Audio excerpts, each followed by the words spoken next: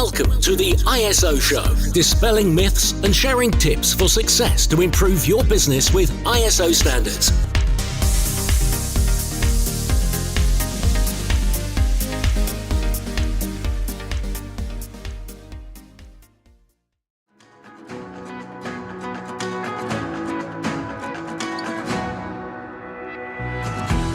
If you're listening to this podcast, then you're in great company. We've got thousands of listeners who have a thirst for continual improvement and raising standards in business. Whether your interest is in quality, sustainability, or risk standards, I'd love to welcome you as a member to our online platform for all things ISO, the ISology Hub. The ISology Hub is the leading place to get access to all of your online resources, from in-depth training courses, through to our very popular coffee break training, to templates and action plans and many other resources to help raise standards. As a member, you get access to over 100 courses, taking you from learner to practitioner to leader. The ISology Hub has all the resources that you need, which will really help to make your life easier and to help improve compliance in those business critical areas. So if you'd like access to learning and compliance resources ranging from data privacy to environmental management, anti-bribery, business continuity, quality, health and safety, to name just but a few, the list is endless actually, then we'd love for you to come and join us. Just head over to the isologyhub.com.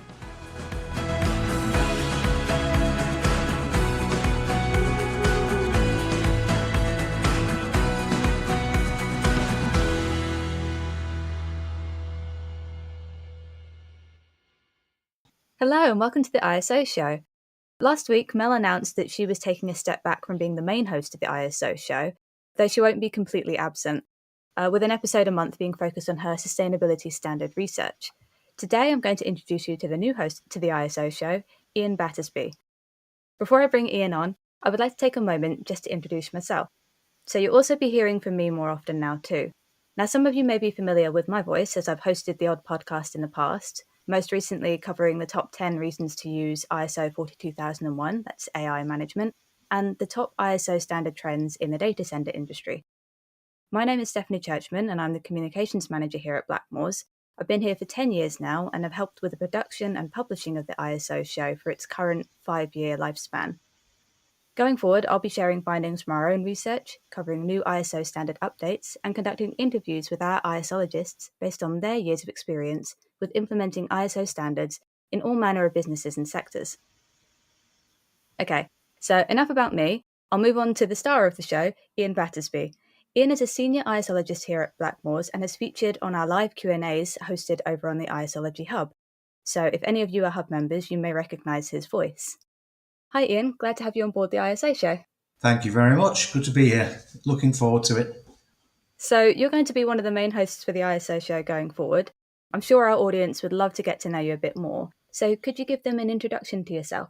Yes, Ian Battersby. I have been working with Blackmores since the end of August 2023. So I'm quite a newbie to Blackmores.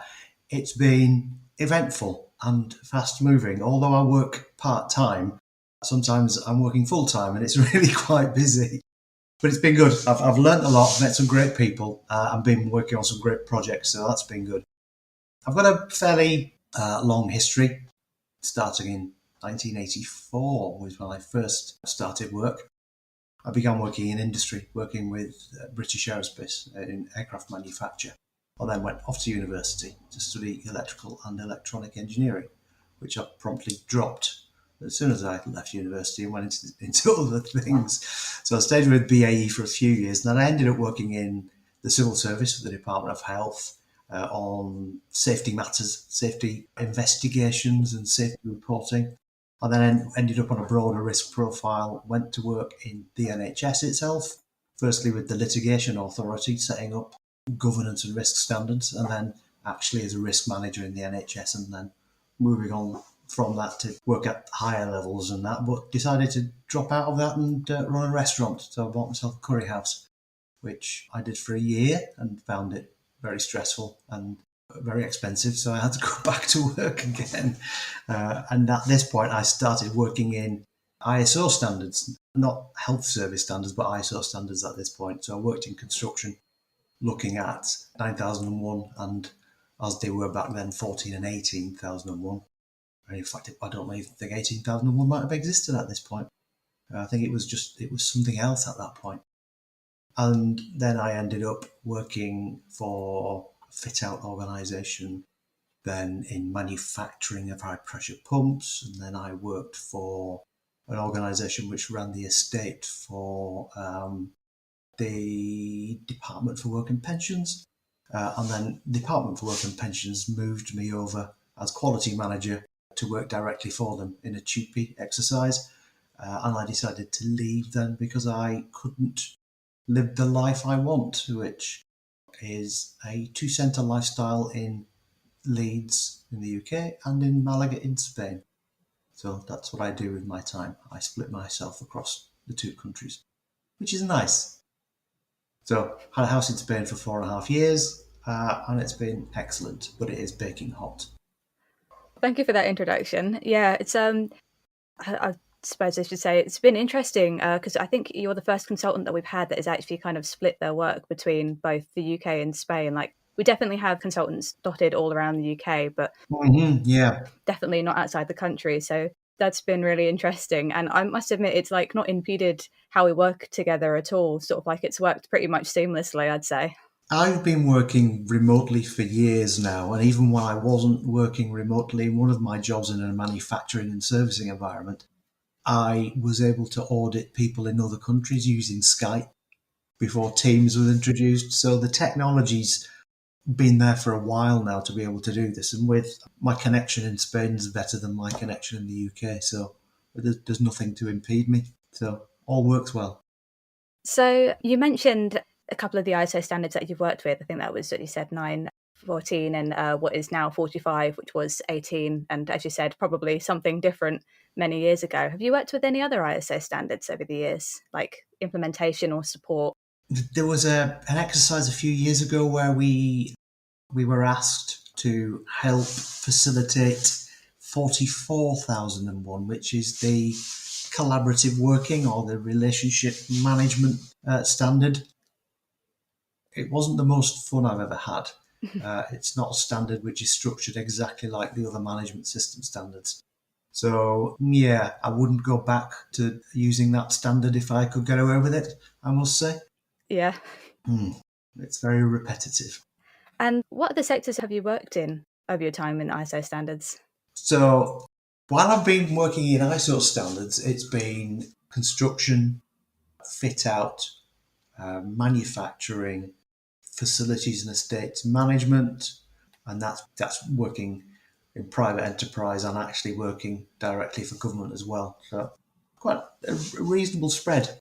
And like I said, prior to that, I worked in standards, both in the development side of standards and the implementation side in healthcare. So healthcare risk and governance standards. I was part of the team which basically introduced the modern system of governance to the NHS back at the end of the 90s, which was, good to be involved in, but exhausting, I have to say.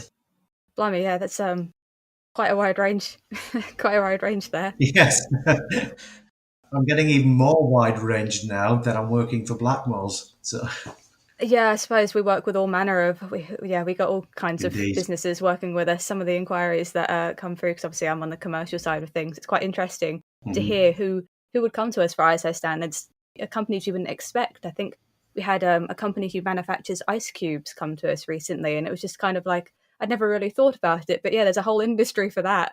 And of course, they'd be in need of ISO as well. So, and the range of things I've dealt with, they go from teams which only have 8 people now to 40,000. So it is a very broad spread of style, shall we say? Yeah. In the organisations we work with. Was there any kind of like big challenge that you can think of that you've overcome in your past? There are so many, and one which will be the subject of one of our conversations coming up, I think. Leadership is always an issue. You can have as good looking a management system as you can get, but without the leadership in an organisation. Getting that embedded through the organisation to all personnel can prove extremely challenging. And I've been on the end of some difficult certification exercises because that's been brought into question. So that is difficult. But there's another factor when you work in facilitating standards in an organisation. You don't necessarily do all of the implementation yourself. You do what one of my ex-bosses used to call delivering through others. You are very reliant with a management system on the whole organisation being involved and delivering their own processes, their own improvements, responding to audits, whatever it might be. And delivering through others is a challenge in itself. You need to be very persuasive, and you need leadership on your side in doing that as well. So those are two sides of the same thing in a way. Great. So I'll look forward to hearing more about that, as you say, on a future episode coming up. Thank you so much for telling us a bit about yourself then, Ian. I'm certainly looking forward to hearing more about your insights into the world of ISO standards on future episodes. Before we go, I'd just like to take the time to remind everyone listening to subscribe on your preferred media player. This is just so that you can stay up to date on all our latest episodes. And if you have a few minutes to spare, we'd really appreciate a nice shiny 5-star review, as these really do help us reach a much wider audience. And as always, we're always looking for feedback to help improve the show. So that's it from me and Ian. Thank you for listening, and we'll catch up with you on the next ISO show.